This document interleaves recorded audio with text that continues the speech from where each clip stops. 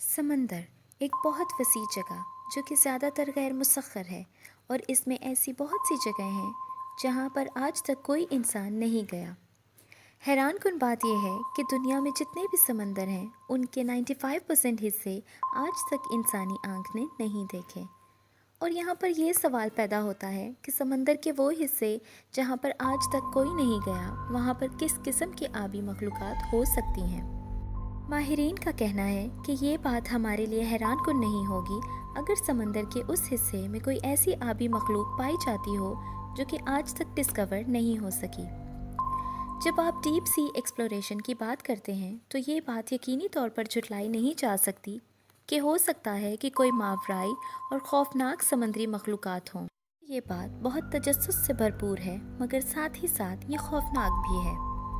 पिछले कई सालों में बहुत सी साइंटिफिक डिवाइसेस ने समंदर की गहराई से कई ऐसी आवाज़ें रिकॉर्ड की हैं जिनकी आज तक कोई रियल एक्सप्लेनेशन मौजूद नहीं है। चलें इन रिकॉर्ड की गई आवाज़ों को सुनते हैं और इस बारे में आपकी राय जानते हैं। आप हेडफोन्स इस्तेमाल करें ताकि आपको ये आवाज़ें बेहतर तौर पर सुनाई दी जा सकें। ये 5 इंतहाई पुरअसरार आवाज़ें हैं जो आप सुनने जा रहे हैं। पानी के नीचे रिकॉर्ड की गई ये आवाज़ बहुत ही मशहूर हुई और इसके बारे में मुख्तलिफ माहिरीन की अपनी अपनी राय है। चलें इस आवाज़ को सुनते हैं।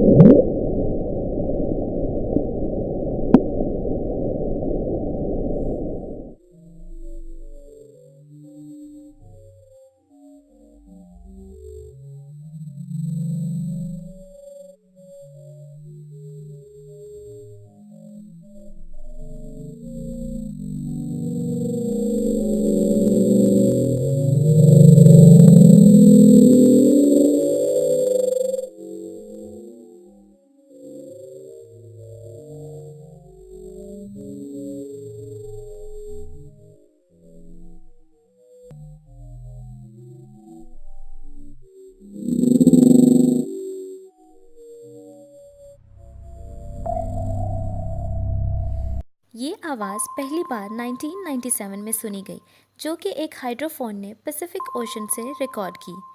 ये जो कुछ भी था बहुत ही शोर वाली आवाज़ थी।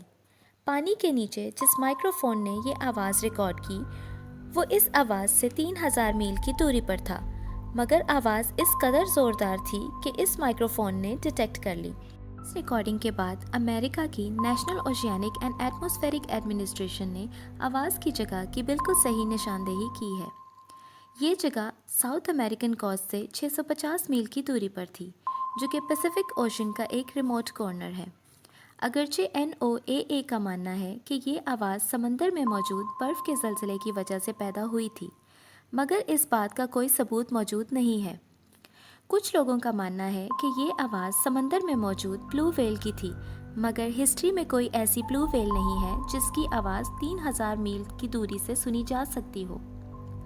कुछ माहिरीन का कहना है कि ये कोई हाइब्रिड व्हेल या फिर पानी के नीचे कोई बहुत ही बड़ी मखलूक है, मगर क्योंकि इस आवाज़ की असल हकीकत मौजूद नहीं है इसलिए ब्लूप आज तक एक मिस्ट्री है। अपस्वीप इस आवाज़ को ये नाम इसलिए दिया गया है क्योंकि ये आवाज़ ऊंची होकर कम होना शुरू हो जाती है। ये आवाज़ अगस्त 1997 में पैसिफिक मरीन एनवायरमेंटल लेबोरेटरी ने पानी के नीचे आवाज़ को रिकॉर्ड करने वाली साइंटिफिक डिवाइसेस के ज़रिए सुनी। बहार और खिज़ां के मौसम में ये आवाज़ बहुत ही ऊंची सुनाई देती है, मगर साल के बाकी टाइम में ये बहुत मध्यम हो जाती है। मगर हैरान कुन बात यह है कि इस आवाज़ की दरियाफ्त के बाद ये हर साल कम होती जा रही है, जिसकी वजह आज तक मालूम नहीं हो सकी, मगर फिर भी ये अभी तक समंदर के नीचे सुनी जा सकती है। इसका असल वर्जन बहुत ही लंबा है, इसलिए आप 16 टाइम्स स्पीड अप वर्जन सुने।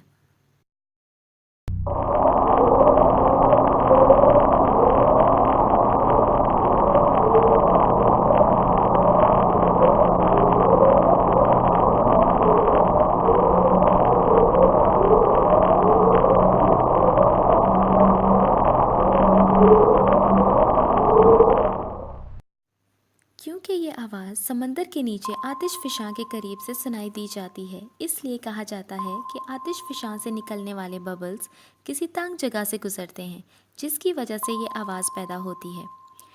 मगर क्योंकि पैसिफिक ओशन की गहराई आज तक एक्सप्लोर नहीं की जा सकी, इसलिए इस पुरअसरार आवाज़ की हकीकत आज तक मालूम नहीं हो सकी। द ट्रेन 5 मार्च 1997 को equatorial Pacific ocean autonomous hydrophone ने रिकॉर्ड की और इसी साल ब्लूप और स्लो डाउन भी रिकॉर्ड की गई। इसका नाम ट्रेन इसलिए रखा गया क्योंकि ये आवाज़ ऐसे सुनाई दी जाती है जैसे ट्रेन का व्हील उसके ट्रैक के साथ रगड़ खा रहा है। इस पुरअसरार आवाज़ के बारे में बहुत ही कम इन्फॉर्मेशन मौजूद है। साइंटिस्ट का मानना है कि समंदर के नीचे ये कोई बर्फ़ का बहुत बड़ा पहाड़ है जो समंदर की तह से रगड़ खा रहा है, जिसके नतीजे में ये आवाज़ पैदा हो रही है।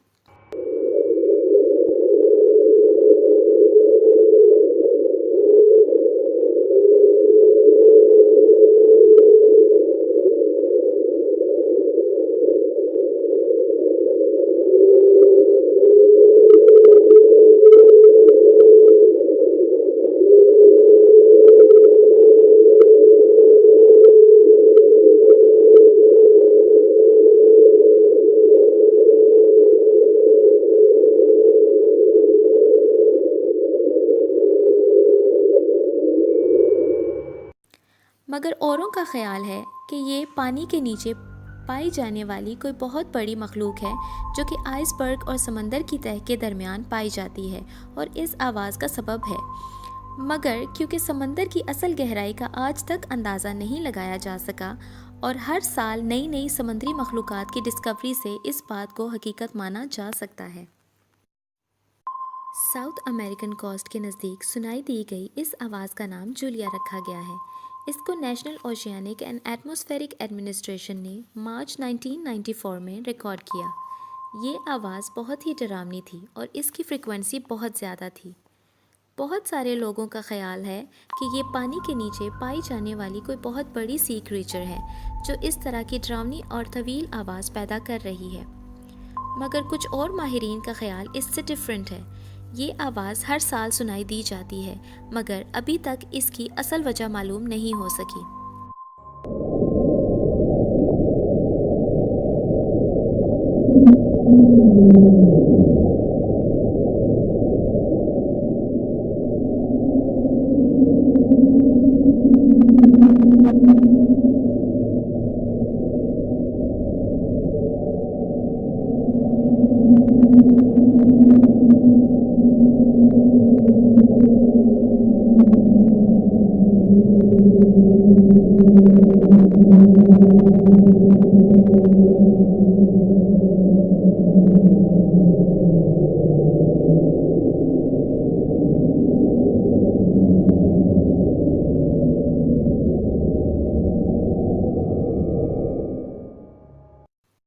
नासा का यकीन है कि उनके अपोलो AA-35 ने कुछ ऐसी खुफिया तस्वीर बनाई हैं जिनमें देखा जा सकता है कि ये पानी के नीचे कोई बहुत बड़ी सी क्रीचर है जो कि पानी में हरकत कर रही है। ये तस्वीर साउथ वेस्ट रीजन ऑफ केप कार्डा में ली गई और इसके करीब तरीन इलाके में जूलिया भी सुनाई दी गई। मगर इस ख्याल को इसलिए रद्द किया गया क्योंकि फ़ोटोग्राफ्स में दिखाया गया एम्पायर स्टेट बिल्डिंग शैडो से भी बड़ा है और इस साइज़ की कोई सी क्रीचर नहीं हो सकती। ये स्विंग फिश की एक बहुत बड़ी कॉलोनी भी हो सकती है, मगर इस बात का भी कोई सबूत मौजूद नहीं है।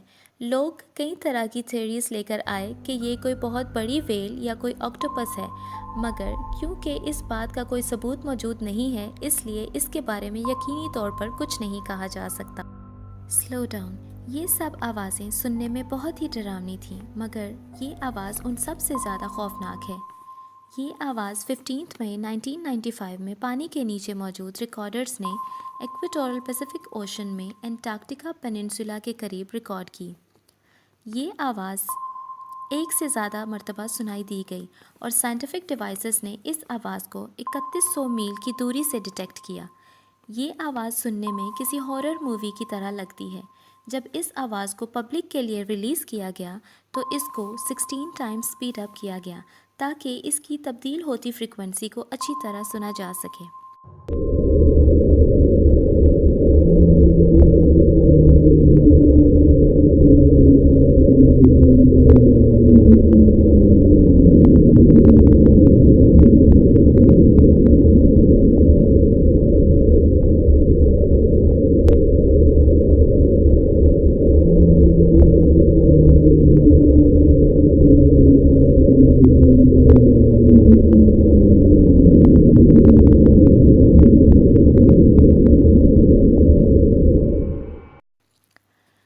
माहिरीन का ख्याल है कि ये खौफनाक और पुरअसरार आवाज़ समंदर के अंदर मौजूद आइस शीट्स के टूटने और रगड़ खा कर नीचे गिरने की वजह से पैदा हो रही है, मगर क्योंकि इस बात का कोई वाज़ेह सबूत मौजूद नहीं है, इसलिए NOAA ने इस पुरअसरार आवाज़ को अनसॉल्व्ड मिस्ट्री के नाम से फ़ाइल किया है।